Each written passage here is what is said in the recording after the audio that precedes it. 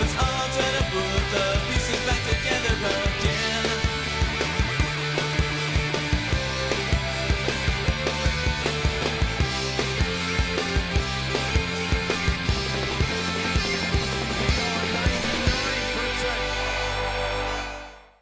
Hello, this is Niswander, and you are watching the NOWMAN Show podcast version in this particular episode, and we've got a great one here. A returning guest to the show, Erika Podest from NASA, Earth Scientist. Hello, Erika. It's great to see you again. Hi, Dan. Great to be back. First of all, we have to start with the unfortunate facts that we cannot deny. And 2019 was the second hottest year on record. What was the first? 2016. One?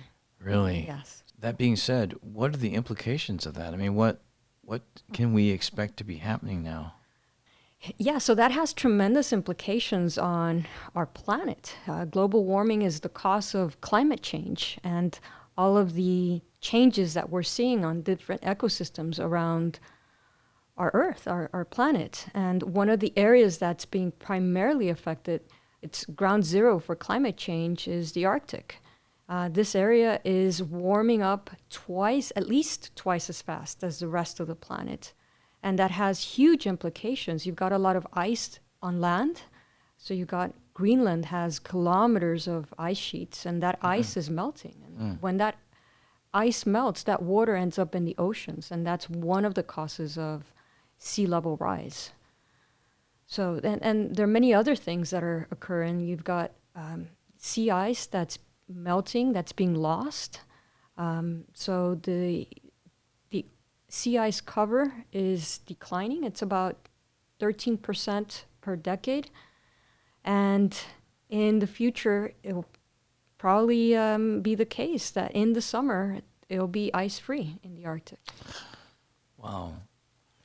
And I know one of the things that people try to debunk sometimes is the idea of global warming, right? Which is why the conversation shifted to like climate change, just like climate scientists, earth to earth science. It's all the same thing, but it's like, and because people say, well, it was freezing cold here last winter. I mean, like, people on the East Coast or whatever said, we were down in the below freezing for long periods of time. There's no such thing as global warming. That's not global warming. It's colder, and it's extreme weather, right? Extreme temperatures. How would you describe what really the effects of global warming as far as the temperature is concerned when people have those kinds of critiques and they say, well, it's colder, it's not hotter? Right. So one thing is weather. The other thing is climate, right? So weather is day to day, right? You get your weather forecast, and they can forecast that out to a couple of days. Now, when you're talking about climate, that's something a bit more permanent, that's characteristic of a certain region, long-term characteristic. And so what we're looking at is how the climate is changing. The fact that today is colder than usual it's not necessarily an indicator of things not happening, right? So you have to look at the long-term average, and that is really what tells the story here. So if you look at how temperature is changing in the last couple of decades, if you look at how sea ice is changing in the Arctic in the last couple of decades, if you look at sea level rise in the last couple of decades, then that really tells a story. Everything is telling us that things are changing, right? So all the symptoms are there, that there is a big change going on in our planet. And that's really what global warming and climate change is about, which is much greater than the weather, which people, that's what they see in their own communities, but they don't necessarily see the bigger picture. They don't see the melting ice. They don't see those pictures of, the polar bears on little pieces of ice. They don't see like you do when you go to the northern high latitudes and you see the vegetation growing where there should be more ice, right? Those are the things. Those are the facts that you see, that you put together with all your data to come to the conclusions that you do.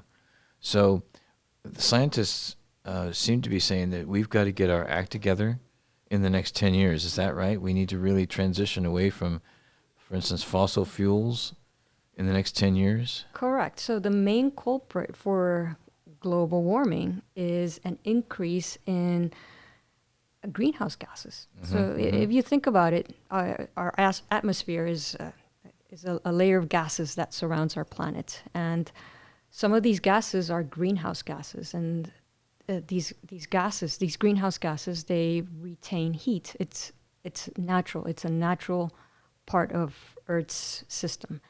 If it weren't for those greenhouse gases, Earth would probably be too cold a place to live. Yeah.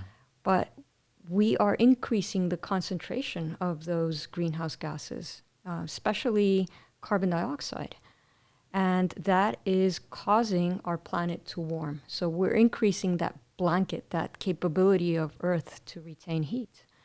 And that's causing all of these other effects, the melting of ice, the increase in sea levels, the just ecosystems are being affected, all this havoc. So that's climate change. So we need to do something about it to stop the acceleration of the effects that we're seeing. Now, going back to the Earth itself and biodiversity, you mentioned to me that we are in the middle of a mass extinction again. Can you explain what you meant by that? Yes. So biodiversity is something that I've started working on recently. And it's of great concern because biodiversity is being lost very quickly at the moment in our planet. And one of the things I mentioned to you was that we believe, or scientists believe, that Earth is undergoing its 6th mass extinction. So what does that mean? That means that we are losing biodiversity, we're losing flora and fauna at a rate that has not been seen since the dinosaurs were wiped out of this Earth. Oh, wow. 66 million years ago. Yes, so that is the accelerated loss of biodiversity that's currently going on in our planet. And the main reason for that loss of biodiversity is because of human activities, because we are destroying habitats, both on land and in the ocean. In the ocean, we're overfishing, we're destroying corals. On land, forests are being cut for grazing, for agriculture, and biodiversity is being lost at a quicker rate than we can even document it. Wow. Let alone replenish. Correct. Restore. Correct. So there's been some dire warnings from international agencies about needing to do something very quickly in order to slow down this massive loss of biodiversity that our planet is currently undergoing. And I know that it has a lot of economic ramifications too, because I've studied a little bit of that and talked to one of the originators of the original Green New Deal in 2007. And there's a lot of economics that goes into that, and planning that, and planning how you create that 10-year transition, right?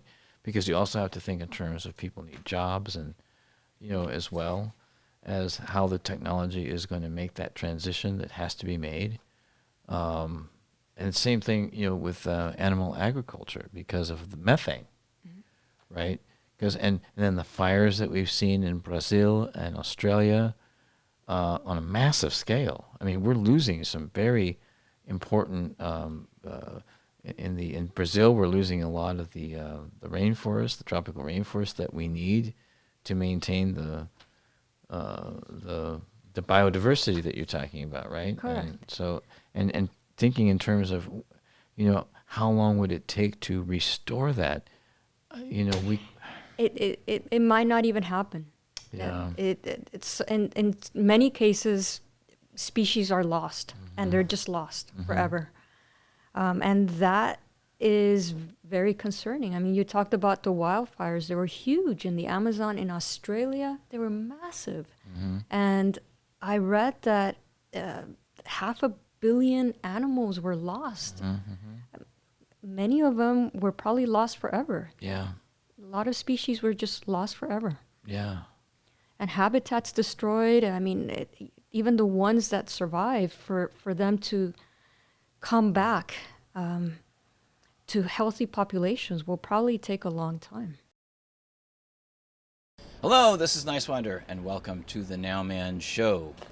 And I'm here with Howie Hawkins, who is the Green Party presidential candidate for 2020, and he's got an interesting story, and we're actually mostly going to focus on the Green New Deal because that's on a lot of people's minds who understand that we need to go forward with some change in this country and in our world in particular. Howie, thank you for being on the NOWMAN Show. Well, thanks for having me. It's good to be here. Thank you so much. So the Green New Deal's already been killed by the Democratic leadership.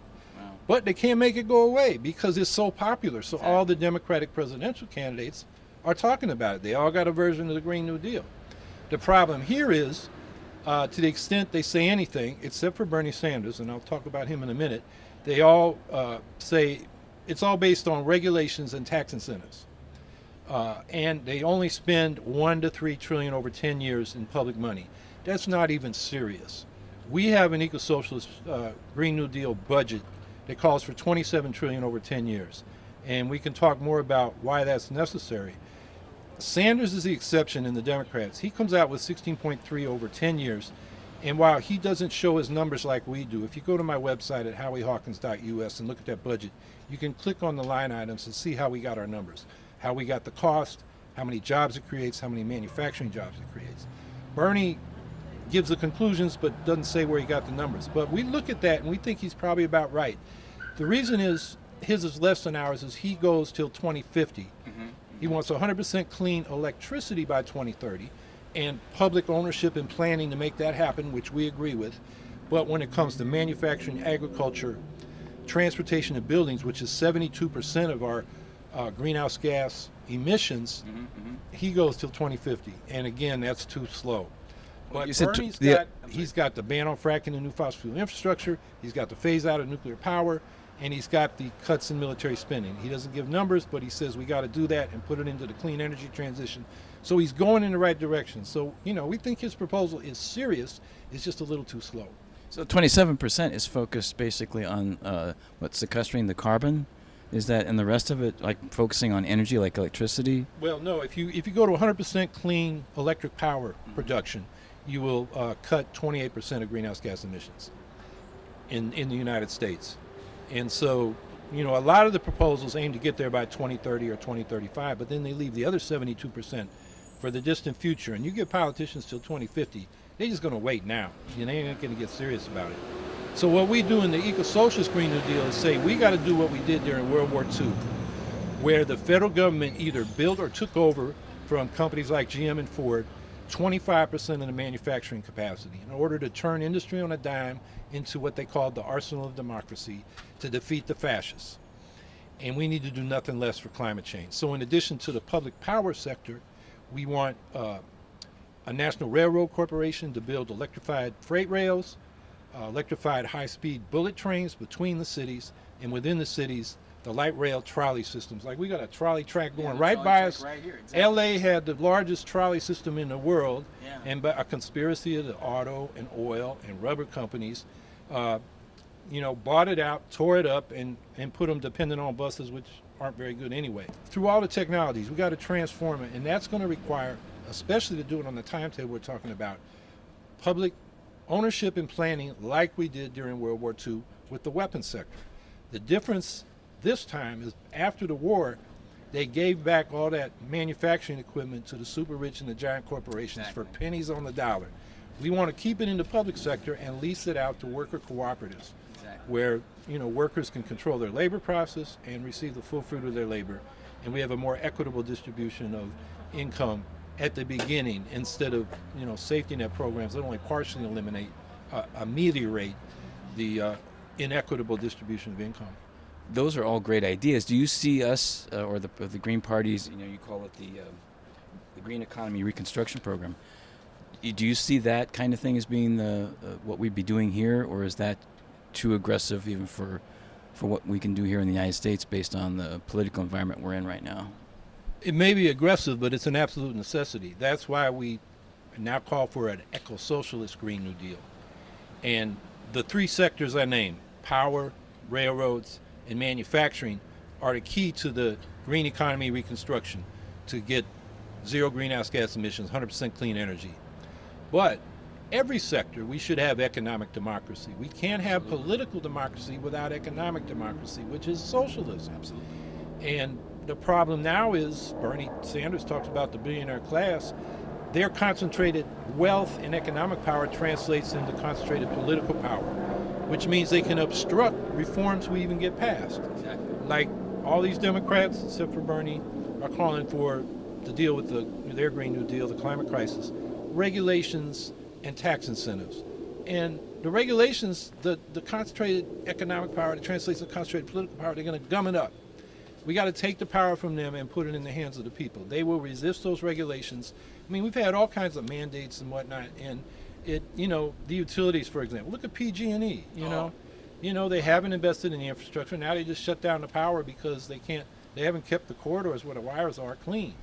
A publicly administered system, it's our system now, and we can make sure they keep the infrastructure up. Exactly. So, across the board, and going back to the inequality thing, because the Green New Deal, as we conceive of it, addresses two crises.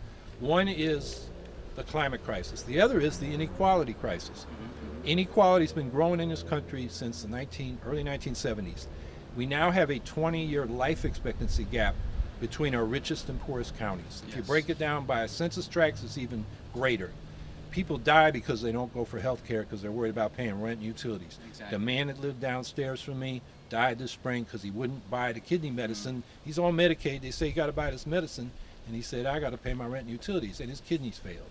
And that happens over and over again. Yeah. So we got to deal with the poverty, and that's where the Economic Bill of Rights comes in. Gives everybody the right to a job at a living wage if they can't find a job in the private sector.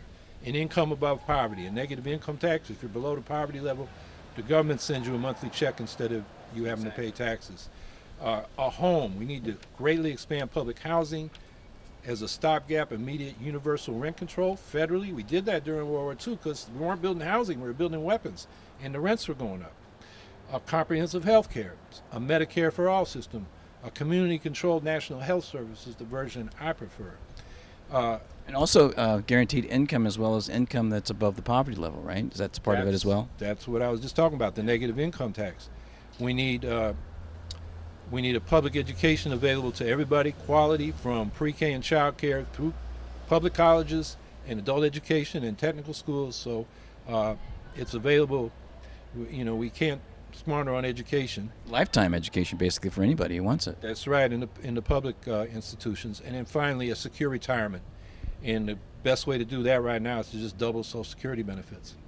So this eco-socialist Green New Deal that we've got the budget on the website, it prices out the Green Economy Reconstruction Program. That's $27 trillion or $2.7 trillion a year, 27 over 10 years. The Economic Bill of Rights is $1.4 trillion a year, or 14 over 10 years. But that's a pay-as-you-go program. And we explain in that budget where we'll get the money. It's basically tax the rich. Some will have to borrow from the investments in the Green Economy Reconstruction Program if we don't change our monetary system and issue greenbacks like the old populists used to demand. And in the long run, as Bernie Sanders points out for his, how his Green New Deal would pay for it by selling public electricity. We're going to sell public electricity, transit fares, public transit fares, public housing rents, the green machinery for retrofitting buildings and building this green manufacturing sector. So in the long run, those sales, like any investor, whether you're a capitalist or a socialist, you want your investment to pay off in the end, and we believe it will. So the program pays for itself. So now the Green Economy Reconstruction Program, you had of course, we talked about interstate high-speed rail, public utilities, green buildings, nationalizing oil and gas, as well as manufacturing and agriculture, and zero waste. We talked about that. A couple of things here. What's peace conversion and just transition fund? Okay, well, we're calling for 75% cut in military spending and transferring those resources into the Green Economy Reconstruction Program, and also a global Green New Deal, because we're not the only country that needs to make this transition. So we want to help the poor countries and also work with the more developed countries, which are still dependent on oil. Russia's a petro state. China's building 700 coal plants for its Roads and Belts initiative. India is growing at 5% a year in its greenhouse gas. The autocracies in the Gulf want to, burn oil and gas forever. So we've got to have sophisticated diplomacy and economic incentives to help those countries transition. I believe we'll have most of the world with us politically, because it's the poor countries hit hardest by the climate change that have been pushing for the biggest changes and biggest, strongest commitments to addressing this climate change. So that's part of the whole program. So peace conversion, look, instead of being the world's global military empire, we should be the world's humanitarian superpower. Make friends instead of enemies. And that's Ralph Nader's old phrase. Let's be the world's humanitarian superpower. And I think that'll bring more peace and security than all these weapons we keep building and all these wars and special ops we're doing all over the place. Well, since 2003, the budget has been in the hundreds of billions of dollars, and they just keep adding to it each year, it seems. Yeah, in real terms, we're spending as much as we ever have since World War II, at any point during the Cold War. And that is not really about security. It's about protecting the assets of U.S.-based global corporations and also the military-industrial complex. I mean, they like nothing better than war. I mean, that's another sector we should nationalize, the arms industry, so that they are there when the public needs them. They're not there promoting wars so they can sell more weapons. Exactly. And that's part of the capitalist marketing concept, is how can we make money in any way that we can make money. Right, by any means necessary. Yeah, that's right, exactly. And so the Just Transition Fund, is that based on funding for transitioning from fossil fuels? Is that what that's focusing, like the Transition Town in the UK? Yeah, this is a just transition for all the changes we want to make, whether it's cutting military spending and displaced arms workers or soldiers who are demobilized. It's for, the oil sector or a manufacturing plant that is now dependent on a polluting industry. It's for, we go to a Medicare for all type system, all the people doing all that paperwork, they need a just transition, and we're calling for 5 years maintenance of your current income and benefits until you find comparable work. And we think people will find comparable work quickly, because the total number of jobs created by our Green New Deal is 38 million. 30 million in the Green Economy Reconstruction Program and 8 million more in the Economic Bill of Rights. Fantastic. Including about 8.7 million in manufacturing in the Green Economy Reconstruction Program. But we do have a job guarantee, because not everybody can do the main jobs in that, which will be construction and manufacturing. Some people just aren't suited for that work, so they'll be in services. And there shouldn't be an unemployment office, there should be an employment office. So if you can't find a good job in the private sector, you go to the employment office and say, I want my job. And like we did with the Works Progress Administration in the 1930s during the New Deal, that was planned locally, although the feds had some of their own projects. And then the federal government provided 90% of the funding, local government 10%. You want that buy-in so it's not, a boondoggle. So that's the job guarantee piece of it. So the just transition, I mean, I've been involved in this. I used to work, we confronted this in the anti-nuclear movement. The industry would say, oh, it's jobs versus the environment. And actually there were more jobs in renewables. We know that. So, but we had to reassure the workers. So Tony Mazzocchi at the Oil, Chemical, and Atomic Workers, and a guy that was on their staff, Richard Miller, lived in Massachusetts, when they developed it, they originally called it a super fund for workers. We had a super fund for corporations. If they couldn't pay for the cleanup when they shut down, the federal government subsidized them. We said the workers should have a super fund too. Exactly. And so that has been around since the 1980s, and it's called now the Just Transition. And that's an essential part of the program for the Green New Deal. Oh, that's fantastic. Now let's talk about how we're going to actually fund this thing specifically. And I saw here there's a lot of taxes going back to the original New Deal. The way a lot of that was funded was raising taxes on the big corporations and the rich. Like something like 13, 15 million jobs through the programs like the WPA and the CCC in the national parks. I noticed on the website when it said, how do you pay for this? You said cuts to military spending, cuts to corporate welfare, the subsidies, which is a big part of what I would call corporate socialism, and financial transactions tax. Is that like the Bernie Sanders Wall Street tax for the education program he has? Yeah, it's a tax we have in New York. We've had on the books since 1906 a stock transfer tax. It's just they've rebated 100% of it back to the stock traders since 1981. And I can go into why they did that. It's about $15 billion a year. Could really help New York with its fiscal issues. Yeah, I mean, we talk about 4.2 trillion a year over 10 years, and we get 2.2 trillion by progressive tax reforms on income, wealth, estates, financial transaction tax, a land value tax. And then we get about 0.8 trillion, 800 billion, from new priorities, cuts to military spending, cuts to the crazy border policies we have, cuts to the war on drugs. And we actually save some money on some safety net programs like the earned income tax credit. The negative income tax covers that. And unemployment insurance, because we're guaranteeing a job, so we don't have to pay that. So all that comes to about 0.8 trillion. So that gets you to 3 trillion. So we need about another 1.2 or 3 trillion. And there we're willing to do either green quantitative easing under the current monetary program. This time, instead of bailing out the banks, we bail out the people on the planet. Exactly. And a lot of people talk about modern money theory. Their argument is the U.S. currency being the reserve, the dollar being the reserve currency of the world, we can pretty much borrow as much as we want up to the point where the economy is running at full capacity.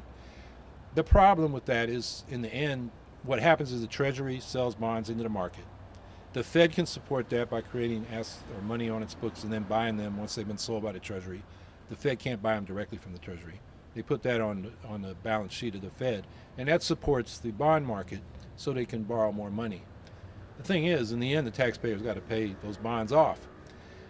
The other alternative, which the Greens have in their platform, is to basically get rid of the Fed, nationalize it, create a monetary authority in the Treasury Department, and then issue greenbacks. The Constitution says that Congress can coin money and spend that money through the federal budget into the economy, and that's debt-free money. So in the long run, that's cheaper for the people, and it keeps the volume of money in the economy what we need, and it's a way of getting money for these programs without borrowing it from the capitalists, because that's who basically buys the bonds. So borrowing is a transfer of wealth from the taxpayer, the working class, to the rich bondholders. So that's a radical reform that the Greens advocate. But it may not pass, but if we can get going on the Green New Deal, we're willing to borrow the money, because if we don't invest the money now and make this transition, we're going to be in even worse trouble, because climate change means not just more heat waves and bigger storms. It means mass extinctions and ecosystem collapses, agriculture collapsing, and our civilization collapsing. And, mass migrations and mass deaths, it's a real Armageddon. And so if we have to borrow, we'll borrow. I think ownership is the key. If we can shift the ownership of the resources in a way that the vast majority of people do get to participate, and we have actual more, if not complete, we have more democracy than we certainly have right now, right?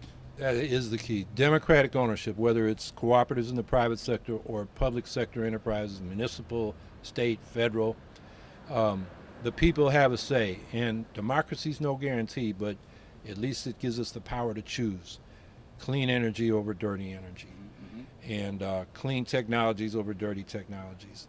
And so that's why we talk about an eco-socialism. What we got to do is produce enough so everybody's basic needs for a decent standard of living in today's society are met.